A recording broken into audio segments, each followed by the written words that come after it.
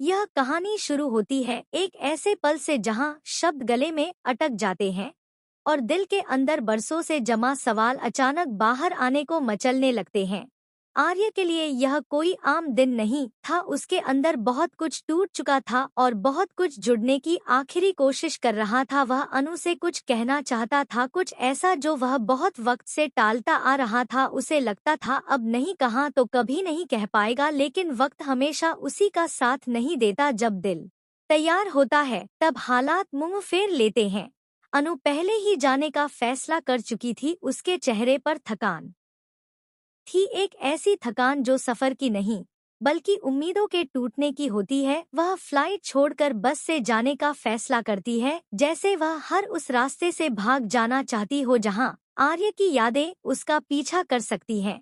आर्य के सवाल उसके लिए बोझ बन चुके थे और गोपाल जी का नाम आते ही वह समझ जाती है कि अब भी सच पूरा नहीं कहा जा रहा, लेकिन वह सच जानने की ताकत शायद अब उसमें बची नहीं है। आर्य उसे रोकने की कोशिश करता है, कभी अपने अधिकार से तो कभी अपने अधूरे ख्वाबों का वास्ता देकर। कश्मीर की वादियों का जिक्र करता है, खूबसूरत पलों की बात करता है, लेकिन अनु के लिए वो वादियां अब खाली हैं।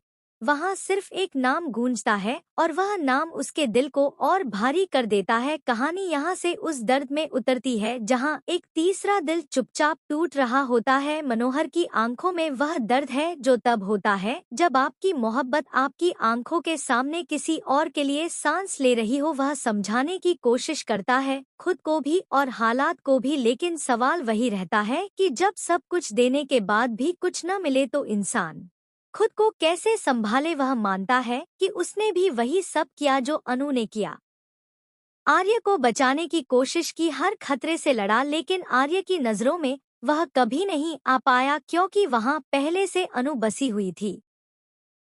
और यही एहसास सबसे ज्यादा तोड़ने वाला होता है कि आप कितने भी अच्छे क्यों न हो, किस्मत अगर साथ न दे तो प्यार भी पराया हो जाता है। मनोहर को लगता है उसके साथ सिर्फ हालात ने नहीं बल्कि लोगों ने भी धोखा किया, खासकर तब जब उसकी बात मानी नहीं गई और अनु को यहाँ लाकर आर्य और अनु के बीच की दरार और गहरी कर दी गई। अनु खुद को कसूरवार मानती है, उसे लगता है कि उसकी वजह से ही सवाल बढ़ते गए और जवाब अधूरे रह गए। आर्य समझ जाता है कि उसके खामोश रहने ने कितनी उम्मीदें तोड़ दी हैं और अब वह सब जोड़ना चाहता है। वह वही कहना चाहता है जो अनु सालों से सुनना चाहती थी, लेकिन अनु का दिल अब सुनने के लिए तैयार नहीं है। उसके लिए अब सबसे जरूरी है वक्त पर घर पहुंचना, जैसे वह अपने टूटे हुए हिस्सों को किसी सुरक्षित जगह ले जाना चाहती हो।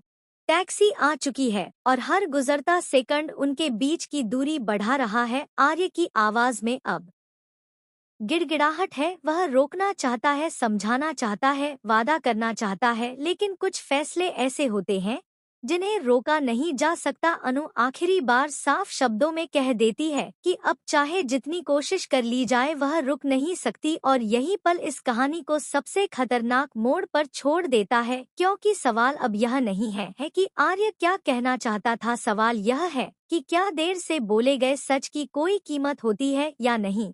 और यही अधूरापन दर्शक को मजबूर करता है कि वह अगला एपिसोड देखे, क्योंकि इस कहानी में सबसे बड़ा सस्पेंस अब भी अनकहा है।